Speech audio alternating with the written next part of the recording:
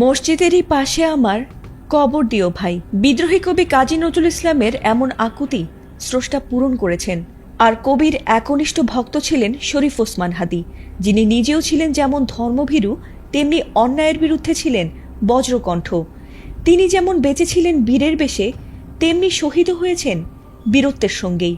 আর তার জানাজায় ঢল নেমেছিল লক্ষ লক্ষ মানুষের। প্রিয় মানুষ ও জুলাইয়ের সহযোদ্ধাকে জাতীয় কবির পাশে সমাহিত করার পর কেঁদেছিলেন হাসনাত আবদুল্লাহ সহ আরও অনেকেই।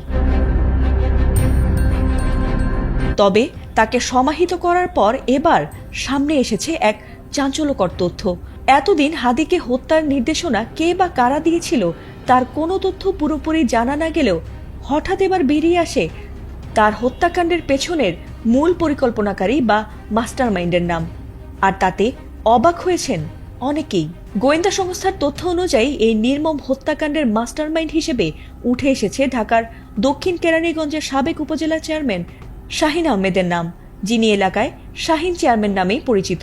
এমনকি এই কিলিং মিশন বাস্তবায়নের অর্থ ও অস্ত্রের যোগানও দিয়েছিলেন তিনি নিজেই। তবে তিনি একা নন, এ হত্যাকাণ্ডে জড়িয়েছে নিষিদ্ধ সংগঠন ছাত্রলীগের বেশ কয়েকজন প্রভাবশালী নেতার নামও।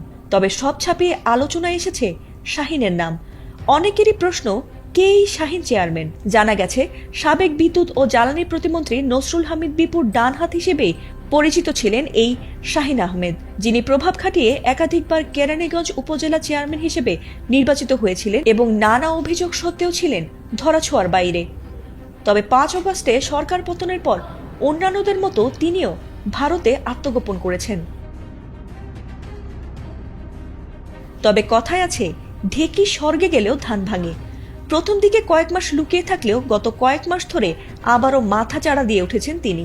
এমনকি গোয়েন্দা তদন্তে জানা গেছে বিভিন্ন অ্যাপ ব্যবহার করে দেশে থাকা স্লিপার সেলের সদস্যদের সঙ্গে যোগাযোগ করে তিনি পরিকল্পনা বাস্তবায়নের চেষ্টা করছিলেন। তবে ওসমান হাদীর ধারাবাহিক আওয়ামী ও ভারত বিরোধী বক্তব্য ও রাজনৈতিক অবস্থানের কারণে শাহিন সহ অনেকেরই টার্গেটে পরিণত হয়েছিলেন তিনি। আর তার প্রেক্ষিতেই পরিকল্পিত এ হত্যাকাণ্ডের ছক তৈরি করেছিলেন শাহিন সহ আরও কয়েকজন। এছাড়াও গোয়েন্দাদের আরও দাবি, হাদীর ওপর হামলার পর হামলাকারীদের ভারতে পালাতে সহায়তা করেছেন গোপালগঞ্জ জেলা ছাত্রলীগের সাবেক সভাপতি আব্দুল হামিদ।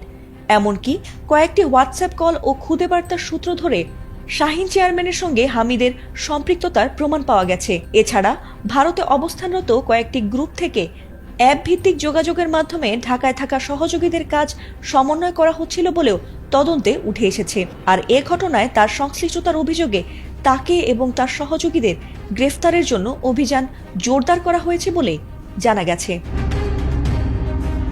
ফাতিমা সুলতানা, এটিএন বাংলা।